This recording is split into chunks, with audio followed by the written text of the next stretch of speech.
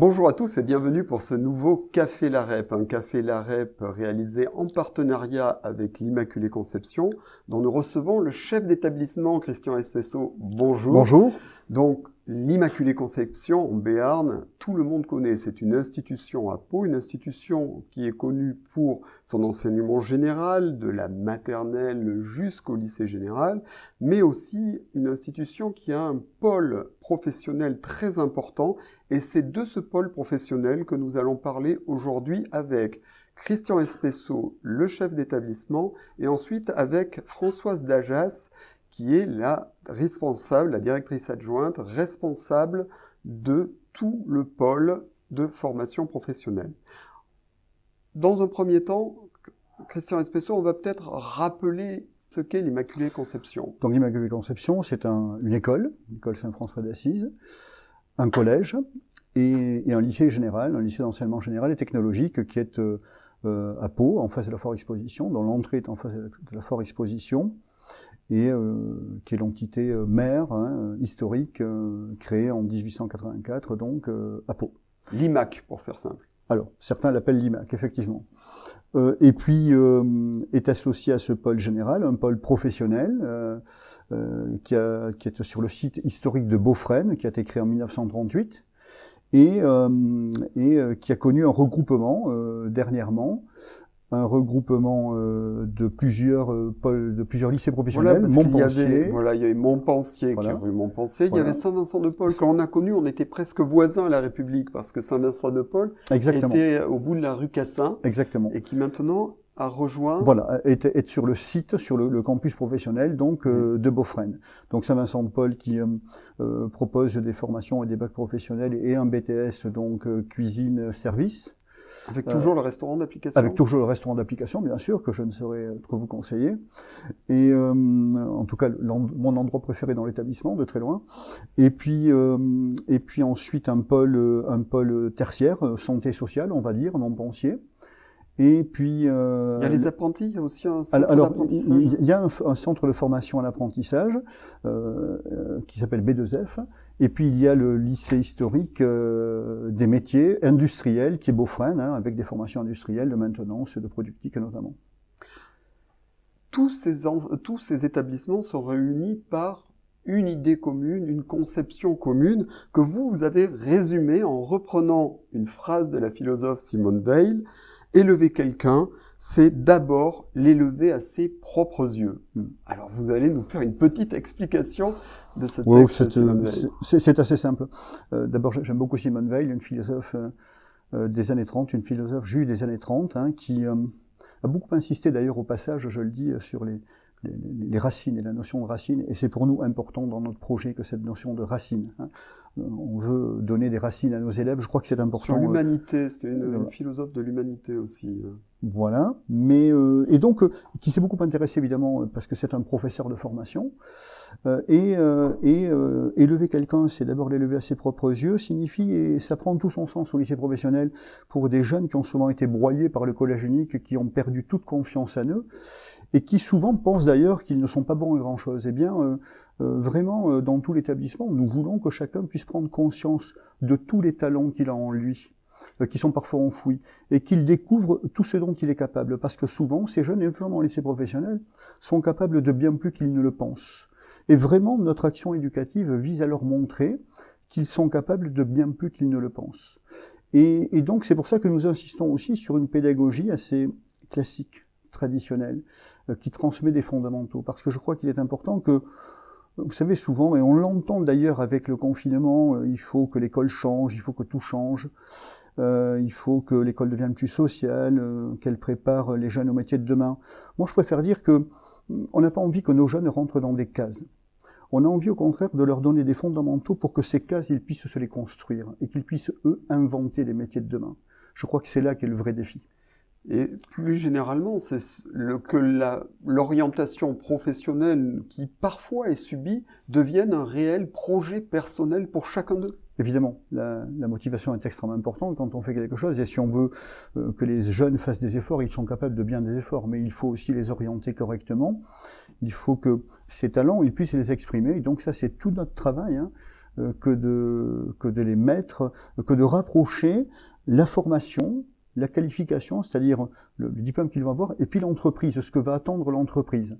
Et si on arrive à rapprocher tout cela avec le goût du jeune, eh bien, ça donne des résultats absolument merveilleux et des jeunes heureux dans leur travail, et puis surtout qui seront demain d'excellents professionnels, et c'est eux qui remonteront notre pays. Ce que vous avez résumé aussi en reprenant une phrase, alors non pas de Simone Veil, mais de Mathieu, en la question « Qu'as-tu fait de tes talents ?» Exactement. C'est vraiment l'objectif, c'est de tirer de chaque jeune le meilleur de lui-même. Oui, qu'as-tu fait de tes talents? Parce que une fois que... On n'a pas envie que les jeunes, en tout cas, passent à côté de leurs talents. Donc ils ne doivent pas les enfouir. Ils doivent absolument les utiliser, les faire fructifier. Mais notre état d'esprit, c'est qu'ils ne réussissent pas simplement pour eux-mêmes. C'est que cette réussite soit mise au service des autres. Hein, c'est qu'as-tu fait de tes talents, mais c'est aussi qu'as-tu fait de ton frère. Et donc, cette réussite que nous souhaitons pour eux, hein, avec la gratuité de l'effort, avec tout cela, eh bien, nous souhaitons aussi qu'ils apprennent, non pas à la poursuivre pour eux-mêmes, hein, mais pour la mettre au service de notre société, et même du plus fragile d'ailleurs. Merci beaucoup, Christian Voilà. Espesso. Nous Merci allons voir avec Françoise Dajas, concrètement, qu'est-ce que l'on peut apprendre? Quels sont les apprentissages? Quelles sont les filières proposées sur le campus professionnel?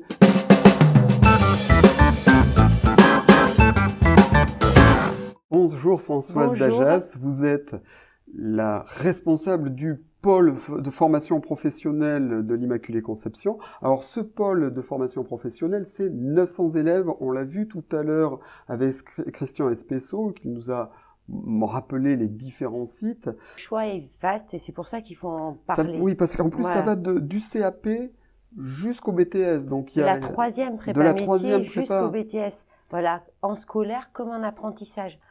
On propose en effet des filières qui sont des filières de la restauration, donc la cuisine, donc la partie service, mais aussi tout ce qui est aide à la personne, voilà, qui est très demandé aujourd'hui.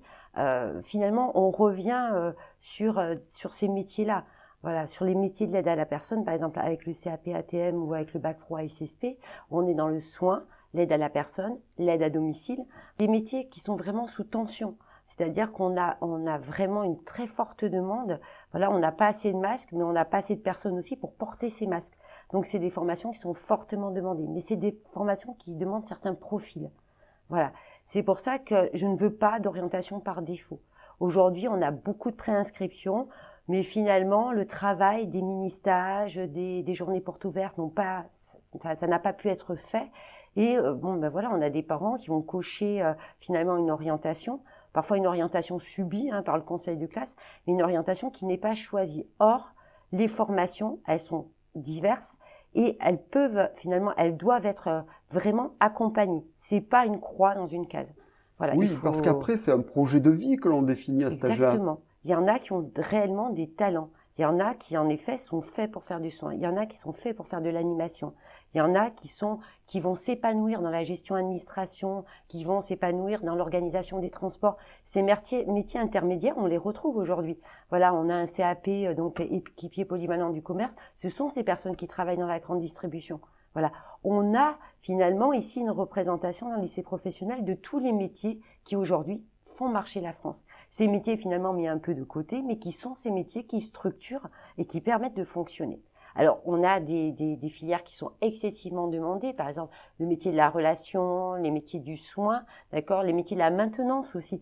Mais voilà, on a besoin, aujourd'hui, ce dont j'ai besoin, c'est d'avoir un retour vraiment des parents, parce que il va falloir se positionner. Et il faut se positionner et finalement faire un choix, et un choix pas simplement parce qu'on a vu une vidéo sur le NICEP. J'ai rien contre le NICEP, mais on peut avoir aujourd'hui un entretien personnalisé et voilà, j'ai une dizaine de coups de téléphone par jour et on arrive à trouver la bonne filière. Mais là, au mois de mai, il faut le faire.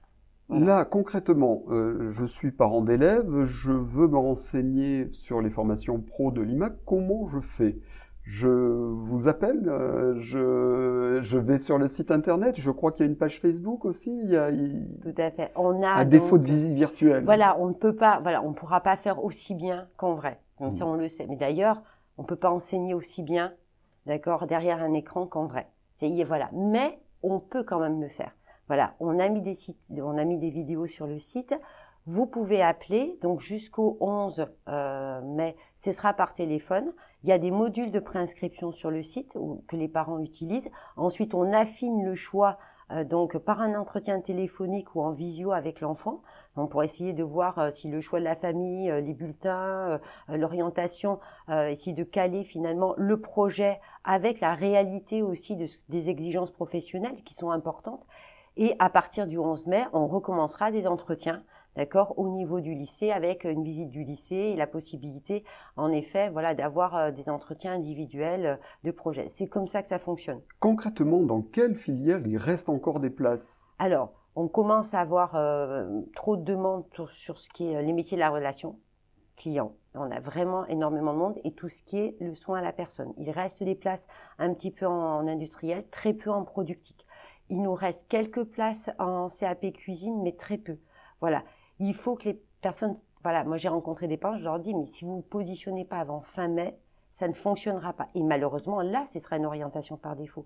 Parce que les élèves choisiront là où il reste de la place. Voilà. Donc, il faut pas attendre. Et alors, le choix de, je vais aller en seconde générale en attendant pour voir si peut-être l'année prochaine, il n'y a pas de baguette magique. Hein. Voilà. Donc, il faut que les parents et les familles comprennent qu'après une seconde générale, on peut se réorienter. Alors, dans ces métiers, il y a un grand choix à l'Immaculée Conception sur le site de Beaufresne. Donc, on a parlé de la cuisine, avec un petit clin d'œil au restaurant d'application, où certains ont leurs habitudes. On a parlé des services à la personne. On peut parler également de l'industrie, on en a parlé très rapidement, en sachant que c'est des métiers qui sont en vraie évolution. C'est fini le temps où il n'y avait que des garçons dans les classes. Maintenant, c'est la mixité à tous les étages. Il y a une très forte mixité aujourd'hui, en effet, sur les systèmes numériques, sur la transition énergétique.